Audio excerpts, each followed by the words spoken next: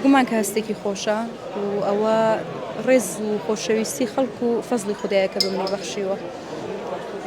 پلانیەوەت هەیە لە داهاتوودا ڤیدیۆکلیپی ترت هەبێت ڤیدیۆکلیپی تایبەت بە خۆت بەرهەمبێنی؟ بەڵێ ئەکید ئێمە بەردەوامین هەموو کات.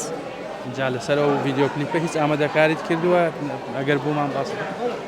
موزیکەکەی ئامادەیە، یعنی چەند بەرهەمێکە موزیکەکەی ئامادەیە و کاری ڤیدیۆکلیپەکەشی هەر لە باشوور دەکردرێت.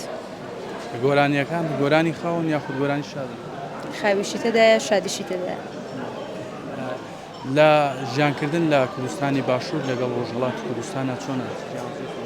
بەعام بۆ خانمی هونەرمەند باشوور باشترین جێگایە بۆ سەرکەوتن و بۆ دەرکەوتن. زۆر جار پرسیاری تەمەنت ئەکرێ ئاڵێن تەمەنێکی کەمی هەیە، توانیت تەمەنی خۆتمان باشە؟ من 24 ساڵمە. بەوە ناسراوی کە سەردانی شارەکانەکەی گۆرانی پێشکەش بە کوڕی شارەکانی ترەکەی ئەمڕۆ لە ئیدارەی سۆرانی و بە تایبەتیش لە ڕەواندزی پەیامت چییە بۆ کوڕانی سۆران و ڕەواندز؟ ئەکید تێکستیشم داناوە بۆ کوڕانی سۆران و بۆ ڕەواندزیش ئەویش بڵاو دەکەمەوە. ئەتوانیت کەمێکمان پێشکەش بکەیت؟ نا سورپرایزە. ئەنی هەیە گۆرانیت ئامادە کردووە بۆ کوڕانی سۆران و ڕەواندز؟ ئامادەم کردووە ئەکید بۆ هەموو شارەکانی دادەنێم.